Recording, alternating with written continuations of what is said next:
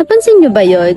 Yung minsan may mga tumutulong sa atin na later on, malalaman mo na lang, kailangan din pala niya ng tulong. Pero paano niya ako tinulungan? Kailangan niya din pala ng tulong. It's because these people want you to keep going.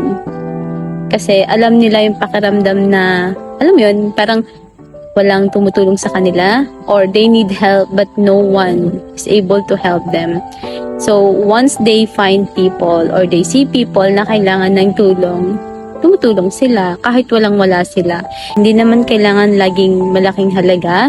Hindi naman kailangan lagi na fancy things yung help. Alam mo yung minsan uupo ka lang, kakausapin ka nila, magbibigay sila ng advice o kaya they're gonna share you something.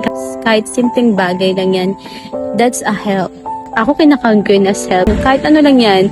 Or someone na uupo lang, kakausapin lang ako. Mag-uusap lang kami ng random things. That's a help. Kasi right at that moment, instead na nag-overthink ako, imagine mo yun, bigla na lang siyang sumulpot, kakausapin niya ako, mag-uusap kami. And then suddenly, yung problema ko, parang magiging grateful ako sa life na meron ako. Kasi siya may pinagdadaanan, but she's able to face life with full of courage and hope. Kaya sabi ko nga, ay ang galing, minsan yung mga tao pala na tumutulong sa atin, sila pala yung actually kailangan din nila ng tulong and they help us because katulad nila, gusto nila na magpatuloy tayo. I love the story of ate. Kasi parang pares kami ng na-experience.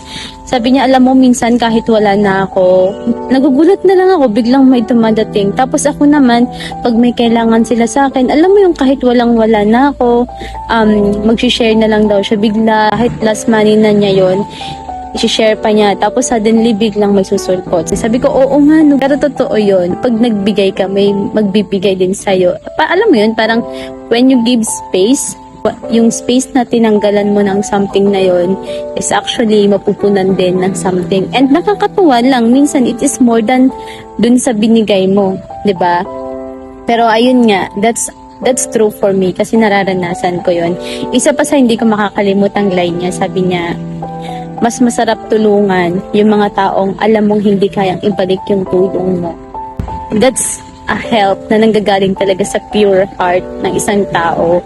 Yung pure intention ay tumulong, hindi yung magsisik na one day tutulungan ako nito, one day pag gumanda ang buhay nito, tutulungan ako nito, 'di ba? Parang may ambag. Hindi yun ambag, okay?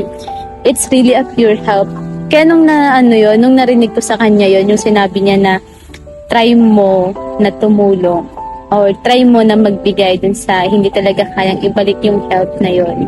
Magugulat ka na lang, mas mabibless ka. One day, parang biglaan. Ay, grabe. Marami akong kwento about sa something na parang bumalik sa akin. Yung bigla ka na lang mariremind na parang nagawa ko to, pero more yung na-receive ko. No?